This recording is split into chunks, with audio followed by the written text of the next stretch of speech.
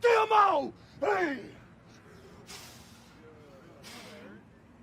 Regalinga patia! Wai tagaia kakino neo! Kamate! Mate kora!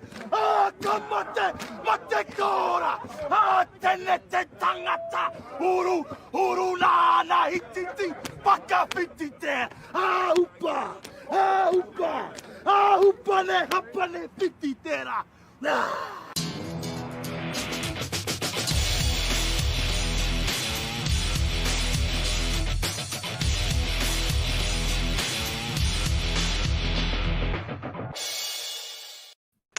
Hey, what is up, everybody? Welcome inside the Guilty as Charged podcast. Hopefully you enjoyed the brand new intro in honorary of Mr. Brain Fehoko making the roster. Had to hook him up with the introduction there, courtesy of Tyler. So excited to dive into everything about the Chargers 53-man roster, including Fehoko making it, with my guys Tyler and Alex. Tyler, we'll start with you, man. How are you doing tonight?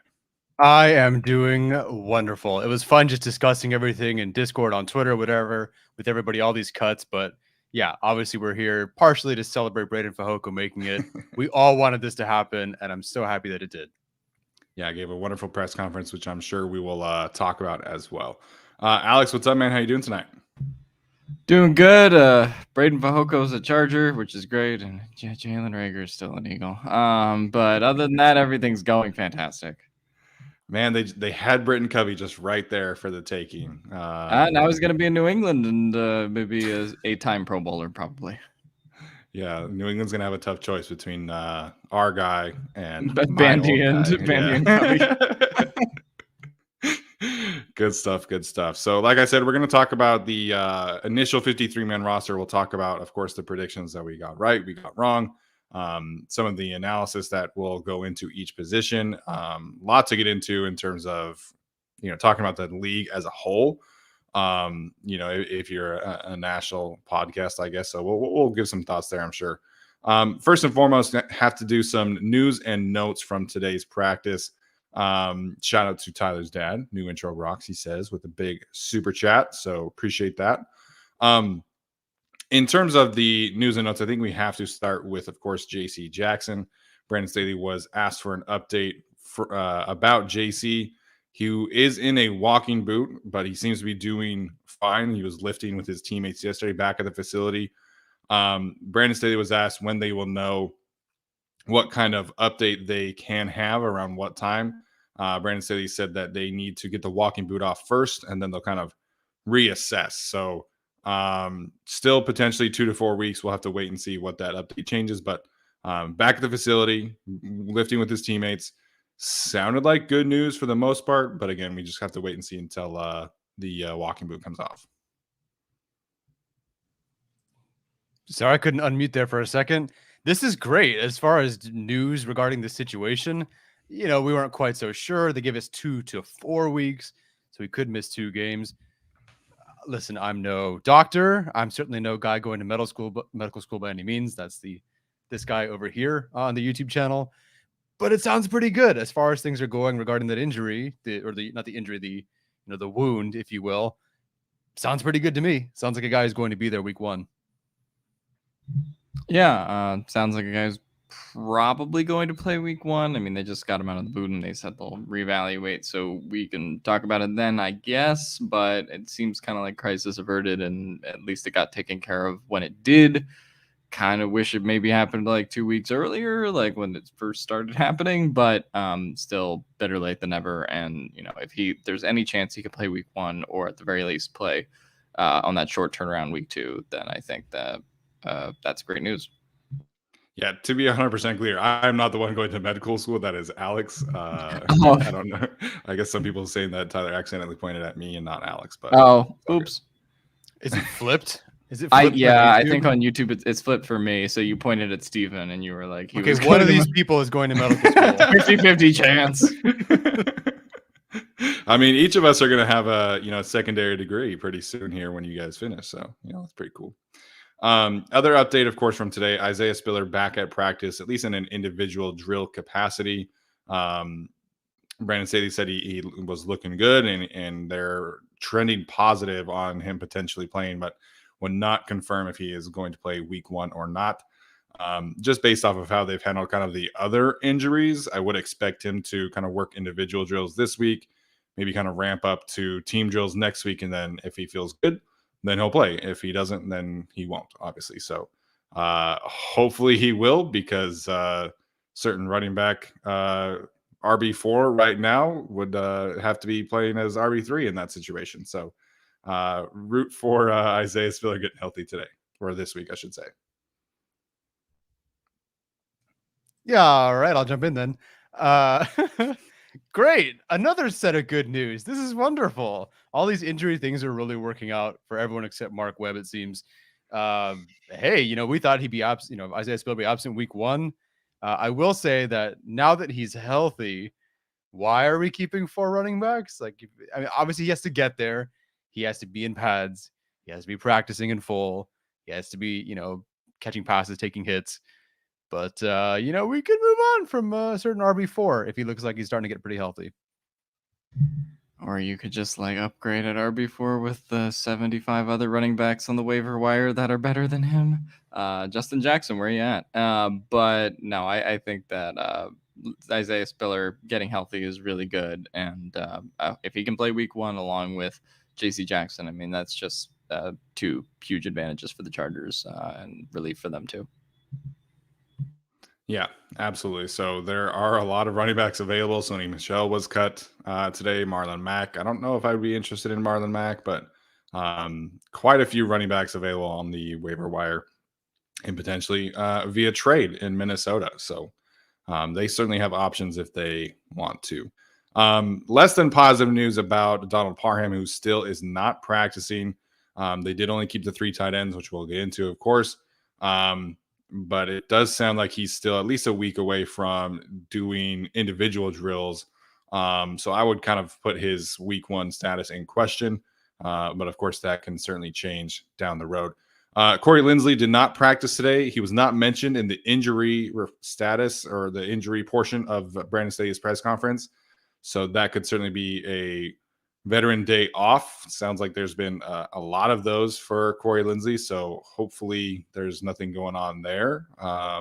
It's hard for me to not look at all of those Veteran Days off in kind of a negative tone, given that that was what they did with Brian Bulaga last year. So we'll see. But everything has been positive about Corey Linsley. I'm trying hard not to freak out and stress out a little bit too much about that.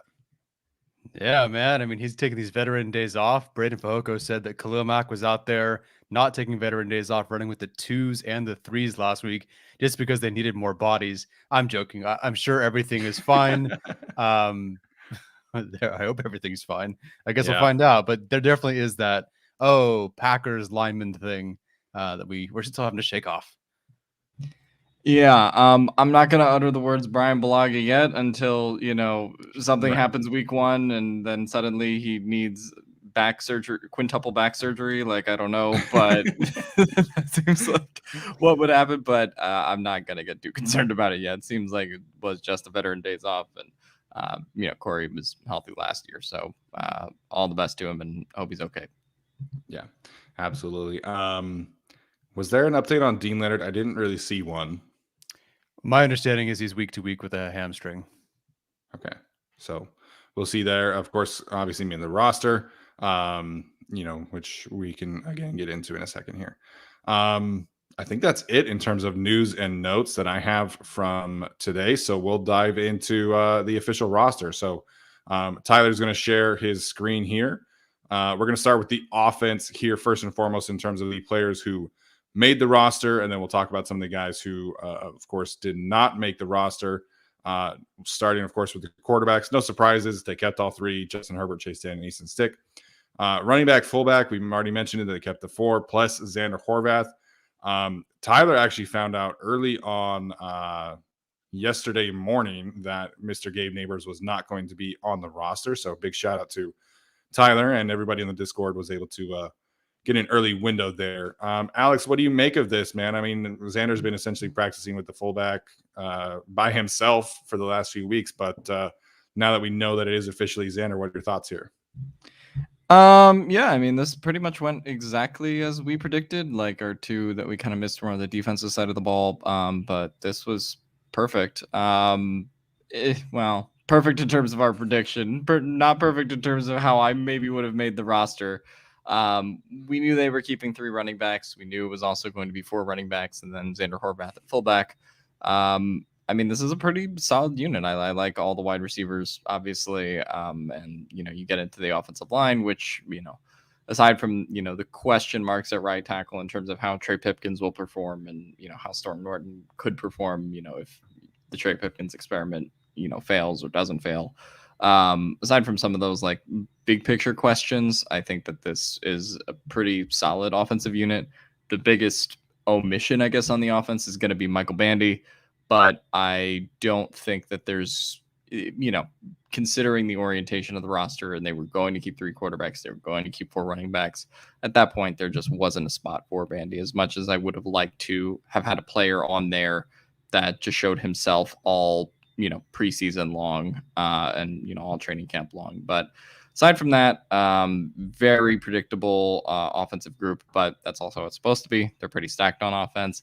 Would have changed 1 or 2 things, particularly keeping 4 running backs and keeping 3 quarterbacks, but that's what the Chargers have liked to do. And there's no real surprise cut here, unlike last year with Tyron Johnson and a couple other things. But just in general, with the roster, it just feels like we knew Staley a little bit better this time around and how the coaching staff likes to do things. And that's how the offense really played out. Yeah, the good news is it went exactly according to plan. The bad news is it kind of went exactly according to plan based on how we predicted it. But hey, I'll take it. It gets me close to, I think that gives us an A or A minus or whatever on our predictions. Tight end, I'm happy. I wasn't sure, like, of the spots we were sort of flip-flopping between. Tight end was one I think that they could have definitely have kept 4. They did last year. But as we pointed out before, Joe Lombardi with the Lions and a couple years with the Saints, or the last 2 years. Not that it was his roster at the time, but they never kept 4 tight ends. It was only last year that they did that. And that's because they had Jared Cook. This year, you have someone like Gerald Everett who can actually block, Donald Parham who can block, Trey McKitty who can block. So you don't just have, I have Jared Cook and he can only sometimes catch passes and run routes. No, you actually have 3 guys who, in theory, can all block to some extent and can all catch passes. So you don't have to carry 4. That's nice to see. That's great. Yes, Michael Bandy. People are unhappy about that one. That was going to happen regardless. And I get it. He deserved to be on the roster. Based on his performance, he deserved to be on the roster. But, Arjun pointed out in the Discord, I don't know if you mentioned it on Twitter, that, internally, they just weren't a huge fan of like the type of receiver that he is now, which sounds ridiculous, right? Like, he's producing, he looks great. Why would you not want him? But they clearly have kind of, I guess, size matters type, if you will. Josh Palmer, they didn't go for the small gadget Calvin Austin guy in the 4th, 5th round. No, they have Josh Palmer as their wide receiver 3 and Keenan Allen and Mike Williams, guys that I believe are all, 6 foot or 6'1" or taller, kind of bigger guys playing. Gerald Everett, not a small guy either. So they didn't really seem like they wanted to even keep him as is. But of course, sure, it would have been nice to see him on here. I'm just happy that at least one guy that was fighting for a job or a spot did make it. And we'll talk about him later. Yeah, in terms of Bandy, I'm sure after everybody heard Brandon Staley say that Michael Bandy was one of us and that he's a Charger and we want to keep him around, that people were kind of hoping that he would be, around on the team. And I totally get that. He produced like crazy. Brandon Staley again today mentioned that, he looked up at the New Orleans scoreboard and saw Michael Bandy was kind of the leading receiver in the preseason. So Bandy was very productive. Like Tyler's mentioning, I just don't think that he fit the body types. And I think they're not to the extent of like the Packers, where the Packers will just flat out not touch any receiver that's under 6 feet tall. But I mean, even last year, right? Like Tyron Johnson, 5'11". They chose Jalen Guyton, who's 6'1" instead of him. This year, Michael Bandy not making the roster. And, DeAndre Carter, of course, is kind of the exception there. And so is Andre Roberts. But in terms of like their core starting players, it definitely seems like they are starting to kind of have a type. And just from like a role standpoint, I don't think that there was a spot in this rotation for Michael Bandy. I think that he earned a spot on the team, but it's tough for me to envision, a role in which he is able to succeed and excel at with these guys on the roster where Keenan Allen's going to take snaps in the slot. Josh Palmer is going to take snaps in the slot. Joe Everett's going to take snaps in the slot. Austin Eckler is going to take snaps in the slot. And so is DeAndre Carter. So I really would have loved to see him because I thought that he earned it. But I don't think that there was a natural spot for him on this roster and specifically in this rotation. Yeah, and as far as the roster goes, and we'll look at defense in a bit, it seems like they want defenders on special teams, not just a Michael Bandy type. And there was no additional value for Michael Bandy. There's no sure they tried to have him return kicks, but Joe Reed wasn't playing. It's not like he was the second string guy the entire time. Maybe he could return punts, but and him returning kicks didn't look like that great. It wasn't like this big electric returner. He's not going to be a guy who's going to be your gunner. He's not really going to be covering kicks. So there's also some non-value there. If everybody's healthy the entire year, Michael Bandy's inactive for 17 games. Like there's really no shot at him seeing the field as an active player. Some of these guys, that they did keep over him will be.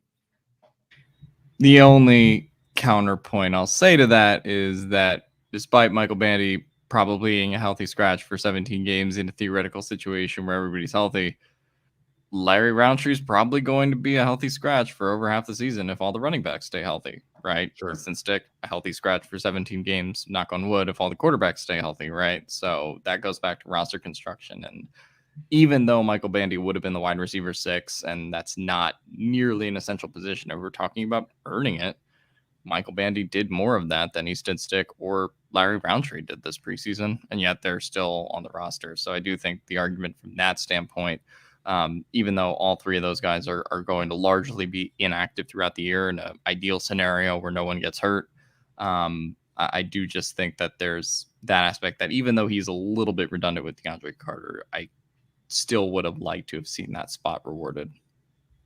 Yeah, no doubt. Moving on to the offensive line here, we'll wrap the offensive side of the conversation up. Obviously, keeping the 3 offensive tackles, Rashawn Slater, Trey Pipkins, and Storm Norton. Trey Pipkins officially named the starting right tackle today. So, team's excited about him. I know, obviously, Duke Manningweather has been speaking very highly of him. We've kind of beaten that train to a dead horse. It's officially time for Trey to kind of go out and prove it. In terms of the interior offensive line, obviously they kept Corey Lindsley, Matt Filer, Zion Johnson. That will be the starting trio, and then Will Clapp, Jamari Sawyer, and Brendan Hymas. So I'm curious about the construction of this unit overall. I think that you have to kind of keep Brendan Hymas and develop him, but there's a decent amount of offensive tackle depth out there on the waiver wire, especially a guy like Dennis Kelly, or someone like Joe Haig, who played for the Steelers, did not overlap with Sean Surratt, but he was a pretty reliable swing tackle. So if the Chargers do want to bring in some swing tackle competition, obviously Alex Leatherwood was waived today as well. They could have the option to go out and do that. And really the only player who I don't feel super confident in kind of staying on the roster would be Brendan Hymas. So I think offensively, everybody else is pretty set. Maybe they go out and get a different running back outside of Larry Roundtree, but I'm not super sold on Brendan Hymas ultimately being on this roster come week 1. Yeah, it almost seems like if you bring in an extra tackle, that would be redundant. But then I think 2 backup guards is redundant as well. So it's kind of just how you play it. I do agree that I think Brendan Hymas is the one. Like, let's say it is Alex Leatherwood. You don't bring in Leatherwood to immediately be your backup swing tackle, or I guess you could, but that to me is something you have to develop over time. You have to fix so many of those issues that he had because he was not a good player, and clearly they don't think he's a great player currently. So there's a lot to fix. So I think people would think, oh, well, you bring in a tackle, so you would kick out Storm Norton, keep Hymas, and they certainly could. But I think you need to give, like, Norton, for better or worse, has been taking the reps at left tackle. He does have the experience taking reps at left tackle. And so there's something there at least. Whereas Hymas, like, you can just kind of let him go and you have Jamari Sawyer as is. Yeah. I mean, the Chargers kind of looked towards the trenches last year when it came to some of their cuts when they did pick up guys on the waiver wire. They Forrest Merrill, obviously, when he made that first initial roster, and then brought in Trey Marshall and Eric Banks in that first initial run. So, maybe they look towards that, end of the offensive line with someone guy like Brendan Jaimes. I guess Dean Leonard or maybe Eamon Ogbongbemiga would be the guys on defense, where if you're looking at the waiver wire and you're just looking at, who's going to be the guy that's going to be cut, then, we could see at that point. Sorry, I think I froze out there for a second, so apologies there. But yeah, we'll see if the Chargers are able to do anything. I'm so used to, like, you keep 9 offensive linemen, and that the backups are essentially your backup center, your backup swing guard, and then 2 tackles. That's kind of just how the Chargers have done business for a pretty long time. There are a lot of teams who will keep 10. They'll keep their whole second unit intact. I know the Packers pretty much are pretty consistent in that regard. But I would like to see them bring in a tackle, at least, some kind of practice squad type. And, we'll see what they do with somebody like Zach Bailey or Foster Sarrell. But, I would like to see them kind of explore that market a little bit if they are able to. Yeah, I would agree. Was it last show or the show before you mentioned they felt that Jaimes could play 4 positions on the line? So that's something that Daniel Popper reported. I haven't heard that myself, but he said that they feel like he can play every spot except for left tackle pretty much. We've seen him play guard. We've seen him work with the centers, at least in some kind of warm-ups and practice capacity. Has not played tackle to my knowledge, at least in any practice reps or anything like that. Okay, yeah, something to monitor. And I guess as far as practice squad goes, Sarrell looks like he's on his way through that if he clears, which it sounds like he will. So there's kind of your practice squad elevation potential guy. That doesn't mean I feel good about that. No, I would feel good about Zach Bailey being the practice squad tackle, but it sounds like that is not going to be happening. He does have apparently at least 2 or 3 teams that are planning to put in a waiver claim on him. Again, I don't know if that changes, right? Like I said, there were so many offensive tackles that were cut today that I was surprised everybody around the league is hurting for tackle depth, and then they're cutting all these bad tackles. Or not bad tackles, decent tackles, I should say.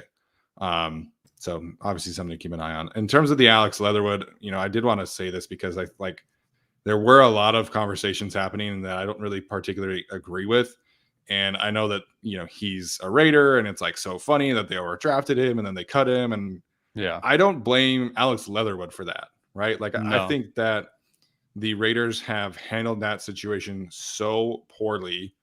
And not that the Chargers are like the beacon of player development, right? But I like the way that they generally approach it under Brandon Staley, right? Where they help you kind of find a home, get really kind of comfortable in that one position. And then if you're able to do more, then they kind of allow you to do that, right? Like Asante Samuel Jr. only playing on the outside last season. Now this season, they're kind of putting him into the slot a little bit more. You're talking about what they've done with JT Woods, where they only keep him deep, and then they'll kind of expand his role going forward. I don't think people understand how hard it is to get drafted as a right tackle, and then in the middle of the season get switched to guard, where you haven't played since you were a freshman in college. And then you go through a coaching change in the middle of the season, another coaching change after the season, a scheme change. Then they're still trying to figure out if you're a guard or a tackle in the preseason practices. And then after the first preseason game, when it doesn't go with the plan, they bench you, and now they cut you. There's not a player in the league that would be able to succeed in that kind of situation. So yes, Alex Leatherwood was absolutely overdrafted, but to me, he was still a top 50 player in that class. And if it were me, I'm putting in a waiver claim. I don't care what team I am. It's so hard to find good tackles. And if Alex Leatherwood can come in and get in a better situation and becomes that, then it's worth the risk. So that's where I stand in terms of Alex Leatherwood. I would at least put in a waiver claim. The Chargers probably wouldn't get him. They're like 18th down the board, but you lose nothing putting in a waiver claim. Yeah, as long as there's nothing we don't know, like if there's some sort of character thing and it's just not working out, as long as that's not there, yeah, put in a claim. Why not? I think the Chargers should maybe start, if they don't already, trusting their development process here. Not that Jaimes has worked out all that great, but the relationship with, their current coaching staff, with the players and how they draft, how they sign players, and the relationship with Duke Manyweather, like I would feel pretty good about that. And listen, Leatherwood already has that relationship, I believe, still with Duke Manyweather. So listen, if there's a problem and it's an easy fix, and they go, hey, what were they asking him to do that was incorrect? How can we work with this? I don't see why you wouldn't put in a claim. Again, barring character or something that we don't know about. It's amazing, honestly, looking at just the draft class of all the offensive tackles, all these guys that had to switch. It's like nobody's worked out. It's a glaring, obvious signal. Don't do this to a player if that's not the best thing for them. Like Jamari Salyer going from left tackle to left guard was probably the best thing for him. That makes sense. Leatherwood, I mean, maybe it was, but you can't just, let's try him left tackle. Let's try him right tackle. Let's try him left guard. Let's try him right guard. It didn't work. Amazing. Like, what did you expect? So, yes, he was overdrafted, but I think we were all like, hey, second round, wouldn't mind that at all. Again, like you said, he was a top 50 player. I think we had him both in the top 50 at least. I put in a claim. And also, it's a testament, honestly, to how freaking talented Penei Sewell is, that he's surviving and thriving, having gone right tackle, left tackle, right tackle, whatever it is, with Anthony Lynn's offense in Detroit. The fact that he's surviving and thriving is a testament to how good he is. But that's a whole other discussion. Yeah, I mean, I think even if you'd taken Rashawn Slater and you put him in that situation with the Raiders last year and just said, okay, not just that you go through, 3 coaches in the, period that he went through, but also who the hell is the GM? And then you have that regime change. Was it John Gruden that drafted you? Was it Mike Mayock that drafted you? And then, also who's this, new GM coming in from New England? What does he think of you? Right. So, I mean, there's that perception in what his role was supposed to be as well, that I think is really challenging too in terms of the Leatherwood situation. So even if you put Slater or Sewell in that situation, I still think it probably ends up poorly for them. I don't know if they would have been cut like Leatherwood just based on their raw ability and the fact that we thought they were better prospects. But I don't see how anyone could look at the Raiders situation and how dysfunctional it had been prior to, hiring this new regime that I frankly still don't believe in. But all the chaos there, to me, I mean, that you take a chance on someone who has the attributes that Leatherwood does, especially if the worst thing that happens is it doesn't work out and you just move on. Yeah, I think the Chargers are in this kind of mode, or at least kind of getting into this mode where, they're going to be cap strong in the future. And the way a lot of teams kind of overcome that is they take on players like this. And if it hits, you are a genius, right? Like you get this free, potentially high quality starting right tackle. Of course, you have to develop him. But that's one of the reasons why teams like the Rams and the Buccaneers and all these teams are consistently good, because they take these reclamation projects and who are in unstable situations, they put them into a stable situation and coach them up and work with them. And if they pop, great. You lose nothing. You lost nothing acquiring that cost. So that's just where I'm at. And it is what it is. We'll see. They will not get him. He's going to go to a team in like the top 10 in the waiver claims, but we'll see. All right, let's get to the defense. I know we've been kind of chomping at the bit here. We'll go through it really quickly. Chargers keeping 6 defensive tackles: Sebastian Joseph Day, Austin Johnson, Morgan Fox, Jerry Tillery, Otito Ogbongbemiga, and of course, Braden Fehoko. At edge rusher, they have Joey Bosa, Khalil Mack, and Chris Rumph. At linebacker, they ended up keeping 6. We'll see, again, how the calculus changes there with Kyle Van Noy, but they keep him, Kenneth Murray, Drew Tranquil, Troy Reader, Nick Neiman, and Eamon Ogbongbemiga, which was one of our misses. At cornerback, they kept the 6, J.C. Jackson, Michael Davis, Asante Samuel Jr., Bryce Callahan, Jaw Taylor, Dean Leonard. And then safety, the other miss of our position group, we had them keeping Mark Webb. They did not keep Mark Webb. They did end up keeping Derwin, Nasir Adderley, Alohi Gilman, and JT Woods. So, Tyler, we'll start with you on this time. I think it's only right that we start with Mr. Braden Fehoko. What are your thoughts today as you found out that they were finally going to keep him? Dude, I barely slept yesterday or last night. I don't know why. There's only so many players I've ever been like emotionally attached to, but I just felt it for him, for his family, for the fan base. Like we all wanted this to happen. I honestly had a difficult time sleeping because of that specific thing. And I know last year he was cut an hour before team meeting started. And so there was no real like indication that he would make it. And all these guys, the goal is to not get a phone call. No one tells you, hey, you made it. No one tells you that. You just kind of either get a You either phone call get a or you call show up or- to yeah. work, which is like horrifying. So I don't know. I don't know how these guys on the bubble even function when it comes time for cuts, but I'm so happy. Somebody had to win. Somebody had to win a job. Bandy, fine. Jamal Davis, fine. Fehoko, obviously fine, and he did. If you're preaching competition and guys fighting for spots, somebody has to win it. Somebody had to, or though you lose the team. No one would believe you about competition. And he earned himself a spot. He was honestly probably the best defensive tackle throughout training camp in the preseason, if not the second best at least. I'm really, really happy for him. Occasionally I keep in touch with his family, and I was talking to his mom today about it and saying congratulations and all that. And she said, one, that she was uncontrollably crying, which is, I get it. And two, she said, it feels like my son was finally drafted. And you realize that, like nobody's wanted their kid really this entire time. No one's really wanted Braden Fehoko on their roster, which sounds harsh, I know. But they needed him. Some guys get hurt. You need a body. You need someone for special teams to block on kickoff return. They've needed him at times. But this is the first time somebody said, you know what? We want you on our team and we want you on this roster. And so, great for him. What an emotional, amazing press conference he gave today. Really, really deserved it. I think the fans, wanted this to happen. Of course, he wanted it to happen, and I'm really happy it did. Yeah, I feel like we've gotten to know him a lot more.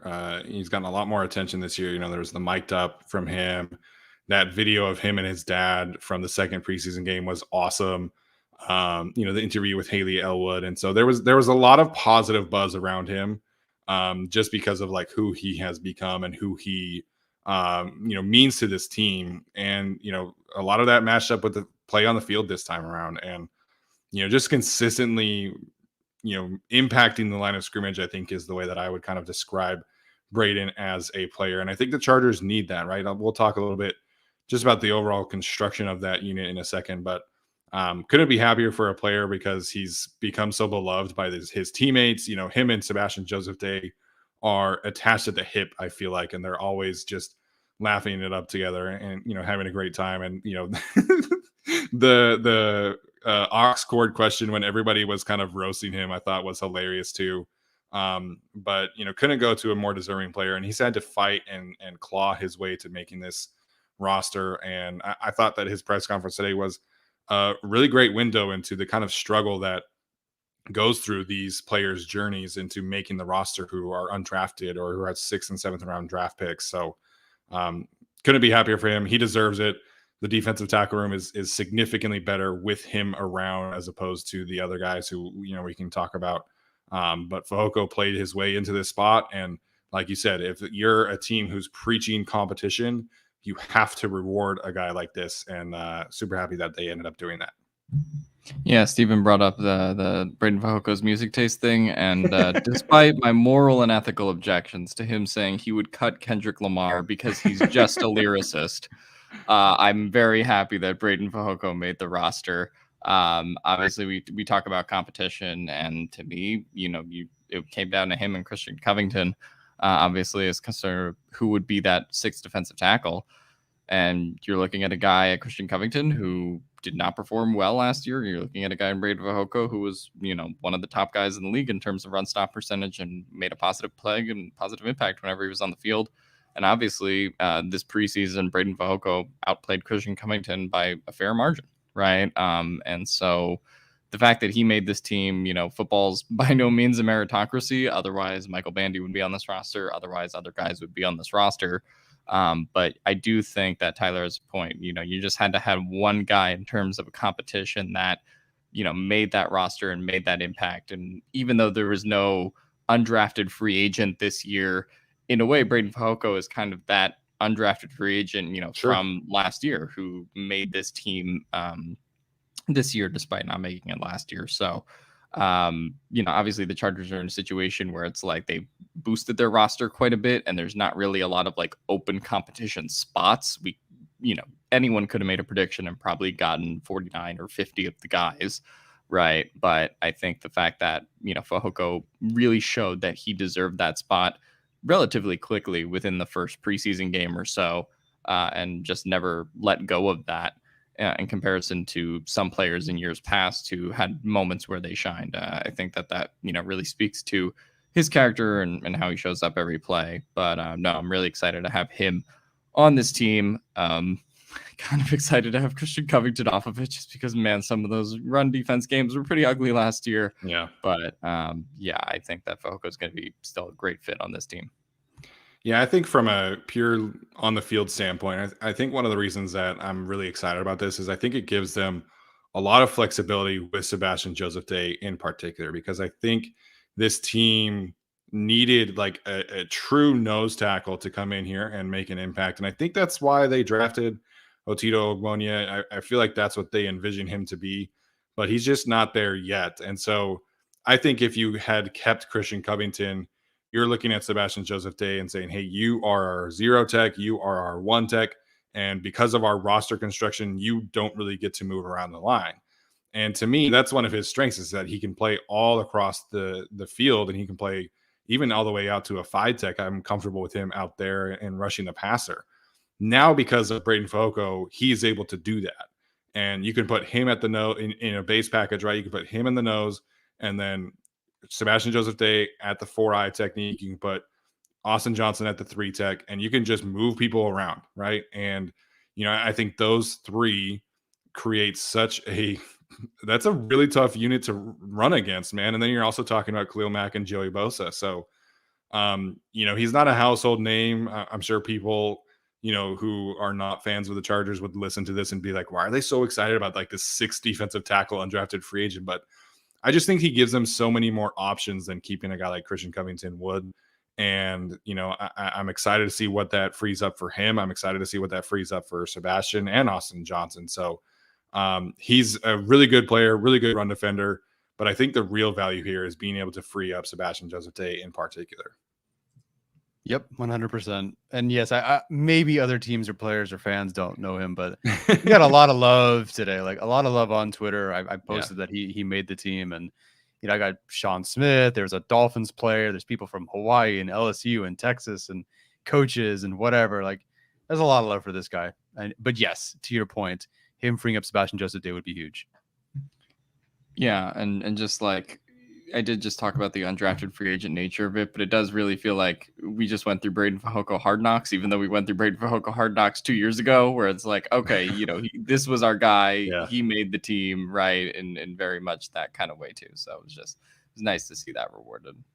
Yeah, absolutely. All right, we'll move on here and talk about the edge rusher position. This is, again, I don't act like I'm a huge expert on everything, but everything that I've seen from like a Vic Fangio defense is that they typically have like 4, 5, 6 edge rushers. The Broncos in 2019 had 6 edge rushers. Chargers keeping 3 this year with Joey Bosa, Khalil Mack, and Chris Rumph. I know that Kyle Van Noy can play there, but to me that feels like a position that they can certainly address through the waiver wire. If they wanted to. Again, a lot of quality pass rushers on the waiver wire at this point. So we'll see what happens here. The fact that this particular team kept 6 linebackers is like utterly hilarious to me after everything, all the discourse that we had heard within that building about why they didn't want to keep Kaiser White. And then they go out and they keep 6 linebackers on the first roster. It's both annoying and also very hilarious. I'll throw out some things that might be a thing, or maybe they're not a thing. Okay, so one, sounds like this is probably a good thing for Chris Rumph. That means they believe in him. That's great. Good. Awesome. Could Kyle Van Noy be playing more edge? And it's really just 4 edges and 5 linebackers, maybe. Is Kenneth Murray going to be playing some edge? Kyle Van Noy at Mike, Drew Tranquil at Will. Is Kenneth Murray going to play edge again? God, I hope not, but we could be in for that. I will also say, potentially, based on what we've talked to, some of the position coaches, Morgan Fox is going to be used all over, not as a stand-up edge rusher. I don't mean like that. But we see, and I feel like we've seen more of these stunts, these loops, these twists that we really didn't see last year. Your DT3 and DT4 now, I'm assuming, are Morgan Fox and Jerry Tillery. That gives you some options to do some things, not in a traditional, stand up outside linebacker edge type, but you can get something different from those guys. So maybe their approach to this is they're going to go more 4 down front, and they're going to do something with those guys. And of course, Sebastian Joseph Day and Austin Johnson. And maybe they don't feel like they need a fourth, like traditional stand up edge rusher because Van Noy or whatever can do it. All that said, I would love for them to bring in some sort of edge rusher. We knew that they weren't super big fans of the edge guys that they had, but I'm not surprised because we said they wouldn't make the roster. But like of the guys that did play well this preseason, Kemp, even Egbele and Davis all did play pretty well. So it's a kind of a surprise that they really didn't feel like those guys were any good, or at least not good enough to make the active roster or the initial roster. So I guess we'll see. I feel like Amen's spot, or maybe Dean Leonard's spot, but in particular Amen's spot, is a temporary hold right now potentially. Yeah, the 6 linebackers to 3 edge thing feels a little bit phony in a sense because it's like, well, Kyle Van Noy obviously is going to be playing some edge, and then you can have Ogbongbemiga or a couple other players on the defense. Like, to me, the defense is much less settled than the offenses in terms of waiver claims that the Chargers can put in and other moves that they can make between now and the first game. So whether that's Eamon Ogbongbemiga's spot or Dean Leonard's spot, I still do think there probably are more waiver wire claims and moves coming. I hope it's Kyle Van Noy at edge and he's just hybrid between linebacker and edge, because man, I'm not doing this Kenneth Murray, Jerry Tillery edge experiment again. It doesn't work. We've tried it over and over again. I don't know why we keep doing it or why the Chargers have faith that that's the answer. Please just let Kenneth Murray play linebacker and stop moving him around the field, because that was the problem last year in addition to his injuries. But anyway, yeah, I do think it is funny on paper that this team kept 6 linebackers for how much Brandon Staley hates linebackers. But overall, I am not too surprised here other than the addition of Ogbongbemiga, but obviously that could be very temporary, like Forrest Merrill's status on that initial roster last year. Yeah, so I think that the Kyle Van Noy thing here is obviously going to be very interesting to keep an eye on, but like he was taking all of the Mike snaps whenever he was on the field in training camp. Like he was not an edge rusher at all in training camp. And, Brandon Staley supposedly told Robert Mays that they want Kyle Van Noy essentially like leading their defense as being like another focal point in the middle along with Derwin James. And so I think that ultimately he will kind of dabble in the edge rushing business, but I would expect at this point like 90% of his snaps to be coming at linebacker, and he can certainly blitz from there and affect the quarterback that way.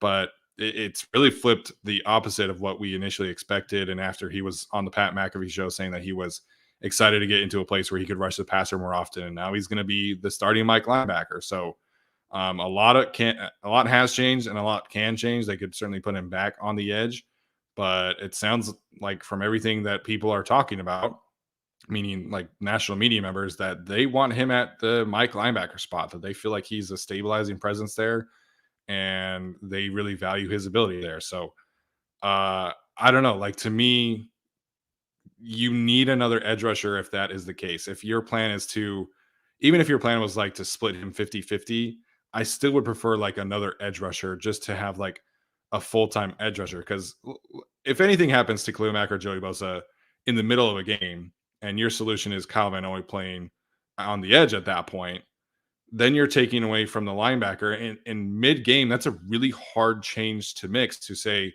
okay, like Kyle Van Noy, you're no longer our starting Mike. We're going to put you on the edge, and we're going to put Kenneth Murray as our starting Mike. In the middle of the game, that's a very difficult change. I would just rather have a full-time edge rusher that I could just put in there. And of course, that could certainly be Chris Rumpf, but I think it gives them more flexibility again if they have another edge rusher, and then Kyle Van Noy can kind of move around the chessboard a little bit more and be less rigid that way. Yeah, definitely a lot of questions here. It's not like you can count on Bosa to be healthy all the time. You can't count on Mac to be healthy all the time. Rumpf looks great, has yet to actually do it in the regular season. Kava Noi, I think he's been healthy for the most part, but again, veteran guy, you never know. So yeah, a lot of questions to be answered here. I think we just have to wait until, maybe some weeks of practice, or at least obviously week 1. Yeah. All right, we'll move on to the secondary here. Again, we had Dean Leonard making the roster. I felt like that was something that the Chargers kind of had to do because of J.C. Yeah. Jackson. Still, none of the primary beat writers had Dean Leonard on the roster, so I feel like there was some surprise about him making the roster after the way that he played. We were definitely surprised at Mark Webb not making this roster. We had heard that the Chargers were very, very high on Mark Webb and were still interested in potentially developing him down the road. But Brandon said he said today he was not on the field and they did not feel good enough about potentially keeping him. Sounded like they're hopeful to bring him back on the practice squad. But this obviously was kind of the biggest surprise of the day. So, Alex, what do you make of Mark Webb not making the team, and what do you make of the secondary construction overall? I think the Mark Webb thing is a little bit surprising because, just how glowingly Brandon Staley spoke about him, how he envisions him all over the field and that kind of stuff. At the same time, if he isn't healthy right now, I don't think there are going to be teams tripping over themselves to claim Mark Webb on the waiver wire, right? So there is that aspect to the fact that I think he was more expendable, and maybe the Chargers can do some kind of version of what they did with Joe Reed last year, where they just sort of cut him off the roster, let him get healthy, back on the practice squad, and then maybe you can elevate him later in the season when the time comes and he is healthier. So that's a potential route that the Chargers could take there. Dean Leonard, not all that surprising at all because, obviously J.C. Jackson's hurt and they, lost Devon Campbell as well due to injury, and maybe he would be a guy that's on this final roster had that not happened. So obviously we're just sort of sitting here with 6 cornerbacks and 4 safeties, and these are probably the guys going forward. Dean Leonard is probably the one spot where if they pick up somebody on the waiver wire, there's a quarterback that Brandon Staley likes on the market, that could be a potential expendable spot. So I don't necessarily want to take a ton of victory laps on that one yet. Similar to even, taking the loss on Ogbongbemiga in our predictions, because I think that could also still be up in the air as well. So nothing super surprising, although I'll be very interested to see if they value Mark Webb enough to want to bring him back on the practice squad, just because of how glowingly Staley has talked about him when he is on the field. I did want to bring up a point from earlier in the chat when we were talking about Alex Leatherwood and we were talking about waiver claims. So I just wanted to understand the waiver system. They would be picking up his first round rookie contract, or like any team that picks it up would be picking up that contract, right? So I don't know if any team is going to waiver claim him, or if they just wait till he, and wait till his rookie contract is off the books. I don't know. Yeah, I think it just depends on, well, if you can absorb it, you're great. It's, I think, $3-ish million a year, $3-4 million a year. Yeah. If you can absorb it, I think some teams might just prefer to do that. I can't imagine he would sign for much elsewhere, like any more than that. Probably, I would assume less than that. But it might be worth it to someone just because it's like, yeah, maybe you don't want to spend $3.5 million a year on Alex Leatherwood, but if you do it right, then at some point you could be only spending $3.5 million a year on Alex Leatherwood. Yeah, so you do have to take on the existing contract if you claim him, and obviously that means the team would have to have the cap space. But it's not like we're talking about somebody that was like a $15 million player. Like, he's still on a rookie deal, still very affordable. Still have a 5th-year option to work with. So I still feel like if a team would potentially claim him because he's on a rookie contract, and they could certainly risk that, right? But if you're a team who needs a tackle situation, Duke Manyweather brought up the Steelers, right? The Steelers tackle situation is not great. They too seem to value his opinion. And if you're the Steelers, why would you wait for somebody else to pick him up, right? So I don't know. It's just about playing that game if they want to. Yeah, as far as the DBs go, yeah, Dean Leonard, I get why you maybe wouldn't have him making it, I suppose. but like he was the only body that they had, so that's why we put him on there. As far as Mark Webb, that was a surprise because Raheem Lane, their camp wasn't really feeling that they were going to make the roster, and they knew they weren't because they loved Mark Webb, and so they were kind of evaluating their options as if like they were just no shot, and then so we all kind of felt that Mark Webb was going to make it because they loved him. It really seems like they just wanted to get Mark Webb and kind of sneak him. It feels like almost like they could have cut him at any point. Because it's not like the injury got better or got worse, I should say. At least I hope not. So they could have cut him really at any point, but they didn't, and now they did. So it just feels like they kind of just snuck him through, I suppose. Again, I think Amen's spot is, up for grabs. I think when Mark Webb is healthy, that could be Amen's spot. I'm a little surprised by the construction of the safety group. Like, is this probably the group that we would have? Well, it is the group that we assumed outside of Webb, sure. But I mean, you don't really have. You have Derwin James who can match up with anybody, pattern match, cover, and whatnot. But that's not really Nas, I don't think so. Maybe they think he is now. That's not Alohi Gilman. That's not JT Woods. I'm a little surprised they don't have even like a Raheem Lane type, or maybe they'll just bring back Mark Webb. But all these guys after Derwin James feel like kind of your deep safety types, unless Nas, again, his role has changed, but I don't know if it has. So they have a lot of deep safety sort of types, not really much of that pattern matching, slot potential kind of types. So I'm a little surprised, but I guess if Mark Webb's hurt, then you have no chance or no choice. Yeah, absolutely. The safety group was one that I was really excited about heading into training camp, and then Raheem Lane his stock kind of took off after that first week of practice, and suddenly you have 6 legitimate safeties that could potentially vie for 4 spots, 5 spots. Now you have kind of a lot up in the air. So obviously you feel great about your starting duo. Alohi Gilman is injured, but he obviously is a little bit more limited to in the box work as opposed to matching up deep and covering tight ends and things like that. I think they believe that JT Woods can become that kind of matchup safety chess piece at some point. Brandon Staley did mention his ability to cover tight ends as a potential strength down the road. But I think right now, if you're talking about like working in JT Woods and having him play to his strengths, you're probably limiting him to deep responsibilities only, and then kind of working with him throughout the season. So again, like I said after the preseason game, they need to be patient with JT Woods. And we as a fan base need to be patient with JT Woods. So this is certainly a group that I feel like they could address in waiver claim systems. There's Anthony Harris was kind of out there. He's more of a JT Woods type where he's a deep safety only, in my opinion. Zach Whitaker pointed out in the chat, Will Parks to me is somebody that would make a lot of sense. He's kind of a better version of what they had in Trey Marshall, somebody who can kind of play a few different roles. He was in Denver with Trey and with Brandon Staley and with Ronaldo Hill, so he's very familiar with the system. That's the thing when we're talking about all of these players who could potentially come over on a waiver claim. They have to be familiar with this kind of system. Otherwise, it's just not going to work. This late in the process, you're not taking on somebody like Marquise Blair, who was mentioned in the chat, who I would love, man. He's a Utah guy, of course, but he's been in a Seattle cover 3 scheme his entire career. So that just does not make sense to me. So I do feel like they could address this position. They could certainly wait until Mark Webb is healthy and bring him back. Maybe they bring back Raheem Lane. But we'll see. I think this is definitely a position that's still kind of up in the air.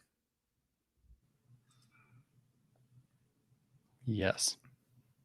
Do have to give a shout out to Alex Caston and Gavino Borges. They also had Dean Leonard making the roster. So shout out to them as well. Any other thoughts here, guys, as it pertains to the defensive construction? No, but I will definitely have thoughts if it's still 6 linebackers and we're running a nickel or dime defense. Yeah. That was the other thing. Like, we all kind of pictured them doing a lot of, like 5-1-5 looks essentially, or, 4-1-6 or something like that. And they're keeping 6 linebackers. So Very, very interesting. Yeah, All every right. day outside of the first day of practice, it was 4-2-5. So I don't. One hell of a linebacker rotation, I guess. Yeah, so you have three. You go 3 units deep essentially at linebacker. Oh man. All right, let's wrap this up conversation up, and then we can take some questions if you guys want to. Alex, 5 players you want to definitely see back on the practice squad. Okay. I mean, Michael Bandy is definitely probably top of the list in terms of offense. I'd like to see Hunter Kampmeyer there just because the Donald Parham situation and, waiting for kind of him to be back. I think he was really impressive in the preseason and training camp whenever he did play. So, I just think having that fourth tight end, even though they're not keeping one on roster, keeping that guy on the practice squad and promoting him whenever they need to, I think would be really good. Defense, I mean, I think you're looking at Mark Webb as probably the biggest, asset that they kind of have there in terms of what they believe his future projection and future ceiling to potentially be on this team. So I'd like to see him get healthy on the practice squad and then, potentially be promoted later to play. That would be really solid. Edge group, I think you're talking about really any one or two of those guys being on the practice squad and being promoted at any points in time. If you're talking about Jamal Davis or probably Emeka Egbele as well. Obviously, there's a lot of familiarity with Egbele with his years on the practice squad and experience, so I wouldn't be surprised if they went in that direction. And you know what? I'll root for my guy Tyreek Maddox-Williams to get on the practice squad. And hope that, I mean, obviously he played really well in the preseason statistically by PFF and other metrics as well. So it'd be really nice to see that. Yeah, I think maybe after this we can talk about some players that we know aren't going to be sticking around the practice squad. So if I don't mention them, it's partially because of that. Aside from the guys that Alex mentioned, or maybe I might repeat myself, Ryan Hunter, they literally need somebody on the interior. They currently don't. I don't know if he'll stick around, but it's kind of feels like they're indifferent to that point. So Ryan Hunter, sure.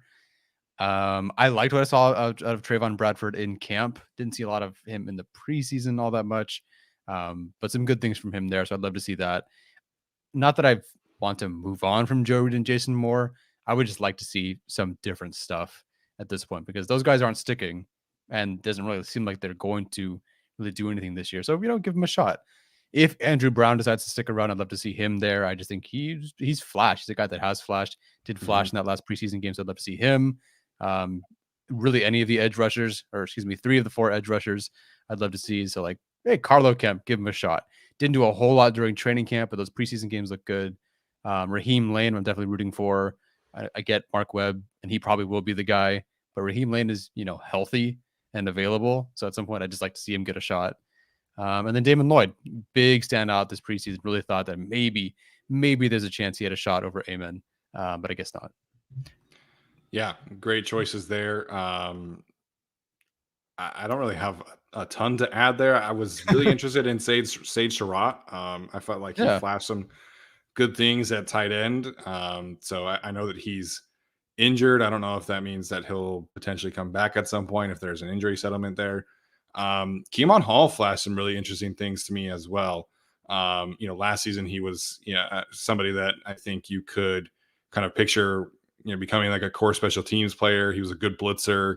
He's kind of been replaced by Jaw Taylor essentially from like week 1 of training camp, but they put him on the outside. I felt like he was fine in the preseason, so he's somebody I'd be interested in. I think of the edge rushers, I'd actually be most intrigued to keep Carlo Kemp around. Weirdly enough, I feel like he's probably the most well-rounded of that group. I think Emeka is pretty clearly like the most refined pass rusher, and I would understand keeping him around. But I feel like Carlo Kemp, you get a little bit of both worlds there. So, and then obviously Joe Reed, man, I think that there is something there potentially to kind of develop. And I hate to keep talking myself into that, but I mean, I pictured him as kind of like a slot gadget guy. And then in the first preseason game, he comes out as a backside Z receiver and he's scoring a touchdown on a post route. So, I'm intrigued by that development. And, it's unfortunate we didn't get to see more of him. All right. In terms of the guys we are pretty confident that will not be back, I mentioned Zach Bailey. I heard from somebody in the building that they think he has 2 or 3 waiver claims processing, including the Washington Commanders who waived him, and that's how the Chargers got him. They potentially want him back. Would be very surprised at this point if Joe Gaziano stuck around. He reportedly feels like he deserves a better chance of playing time, and it's hard to blame him because I never really felt like he did have a legitimate chance of making the roster and didn't really feel like they were kind of prioritizing him. So do not expect him back. Tyler, anybody else you want to add there? There is love for Cyril to return, partially, I'm sure, because Bailey is on the way out. So they literally just need a body at this point. So Cyril could definitely return. I think Shelby's last year they had, I think last year they had 3 offensive linemen on the practice squad. So I would expect Cyril and Ryan Hunter probably stick around, and then they probably add somebody else. Yeah, Hunter's camp seems indifferent. Ty Shelby's a whole situation I can't really get into. Raheem Lynn's considering their options, and that's all I can think of. I'm curious about Tavon Campbell as well. I don't really know what his injury situation is. He's still in Los Angeles based on his Instagram stories, but again, he's got a lot of starting experience. I think I'd be interested in bringing him back as well. I think that's it. Is there any noise at all about Kevin Marks and Letty Brown? I mean, maybe the noise is. Yeah, that does sound like what the noise is. There's nothing about Kevin Marks. I know that there's been some chatter about Letty Brown, particularly as like a pass catcher. Telesco talked about him. I think it was the 3rd preseason game, maybe, when he was in the booth with the broadcast. But yeah, there's not a ton there. So maybe they make some changes there at practice squad, because they have to have practice squad running backs. Like they don't have to, but they probably will. Yeah, you could have a practice squad running back. His name's Larry Roundtree. I mean, yeah.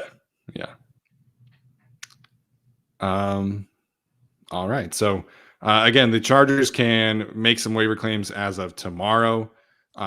We will obviously keep you posted when we have some information. If you are not in the Discord, I would definitely encourage you to do that. So we got a lot of new members there, and on Patreon as well. So you can find the Discord through Patreon or through YouTube membership, whatever platform is kind of easier for you to figure out. We would definitely encourage you to check in there and get some great information and have some good conversations. I think we of course like break some news in the Discord, but we also just have a good time chatting up with people in the regular Chargers main chat. So anyone is welcome there. We appreciate all of the new members there. Yeah, it was fun. Just dropping that Fehoko did make the roster. There was just fanfare and emojis and whatnot. It was fun. I like that little small crowd of people that we get to talk to in that Discord. Yeah, and hopefully that crowd gets larger. So all right, that's gonna do it for our episode tonight. We hopefully you guys enjoyed this. We had a little over 400 live viewers at one point, so appreciate all of that support. Appreciate the super chats, and like I said, if you're not on Discord, would definitely encourage you to do that. So Alex, any final thoughts, man, before we head out for the evening? Nope. Excited to get to the I guess we'll get to the real 53-man roster once the Chargers process some of these waiver claims and we figure out if there's any new additions. But excited to get to the regular season finally. I swear, if they cut Brendan Fehoko tomorrow, I'll be inconsolable. They can't do that, man. After he gets up on the press conference and talks about how... they wouldn't have put him at that press conference if they were going to cut him. But, man. That would be an awful PR look, in my opinion. Yeah. Well, is Eric Congrats, Braden, on making the roster. Sorry, we need room for Eric Banks again. I think he's available. Eric Banks, was he on a practice roster? I actually looked this up a few days ago because my brain is poisoned. But he was on the Lions, and then I don't think he made the Lions final roster. But let me double check. Oh yeah, by the way, I'll be a Justin Jackson stan for the next lifetime. So if he's available, I believe he was cut. He was second in the entire Yes. preseason in yards per attempt. I think he had like 15 touches for 200 total yards. So, but don't listen to me. Don't, no, he's not good or whatever. 2.1 yards per carry with your fourth running back currently. So yeah, he's like 80. He's like 94th out of 98th in the league in like a bunch of categories. So yeah, I like guys that are in second, over 94th, but maybe that's just me. Yeah, Justin Jackson was awesome on special teams last year too. So there's that. All right, so we are potentially going live tomorrow as well. We'll keep you guys posted on that one. Yes, Jack H, they did cut Justin Jackson. A lot of Lions fans were really surprised that they did end up cutting Justin Jackson after how well he played. So we'll see where he ends up. But yeah, that's going to do it for us today. As always, if you're listening to the audio version, please rate and review the podcast. Make sure you're subscribed there as well. Spotify, Apple, Stitcher, all that good stuff. All right, that's going to do it for us. As always, bolt up.